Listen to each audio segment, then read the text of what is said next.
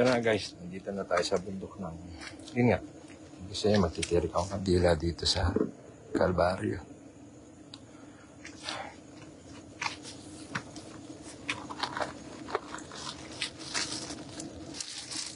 Yung sa mga followers natin guys, yan, dito pumalik ako ulit dito sa Mount Banahaw. Salamat nga pala doon sa mga nagpa-follow sa akin lagi. Sa mga kaibigan na natin na sa Facebook natin na meet mga content creator yan. Dito ako ngayon guys, nag-vlog ako, nagla-live ako ngayon dito sa Mount Banahaw.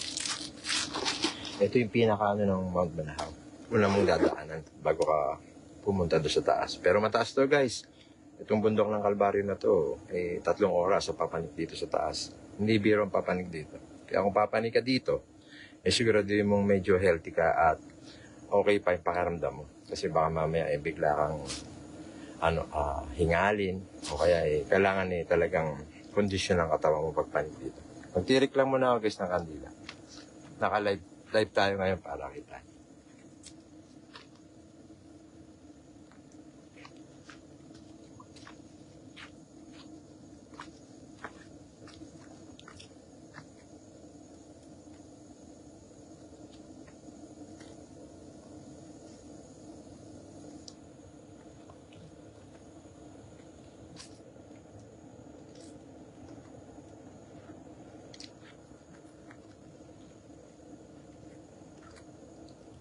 Ayan guys, ito na yung traditional na ginagawa dito sa Mount Banahaw.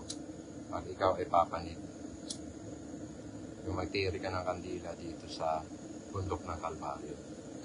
Ito na yung pinaka-sacrifice mo. Talaga merong kang hiling, dito ka, tumali ka dito guys. Subukan mo yung Diyos. Subukan mo yung kapangyarihan ng Panginoon. Baka ito yung sagot sa mga tanong mo, sa mga hiling mo.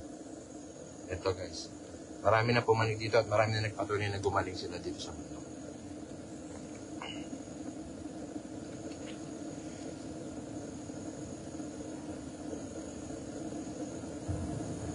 Mataas to guys.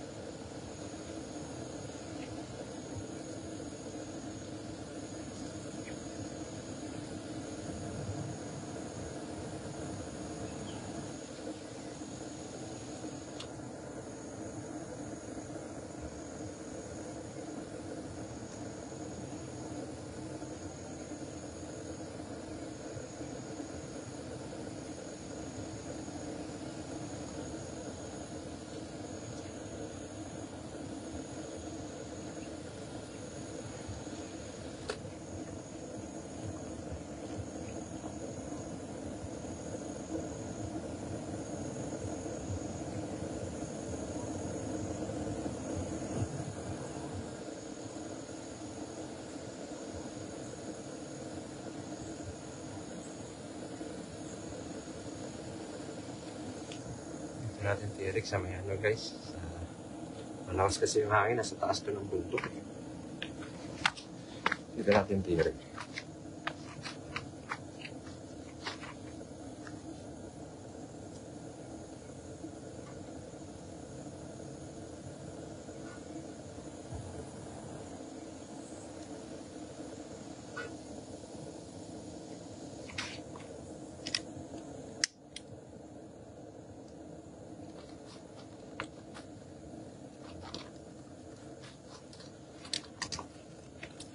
Yun.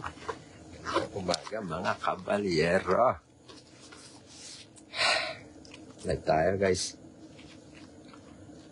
Yan, dito maganda kasi guys pagka wala ka ba, pagod ka na, pilitin mo makapanik dito. Pagbaba mo, recharge ka ulit dito sa bundok.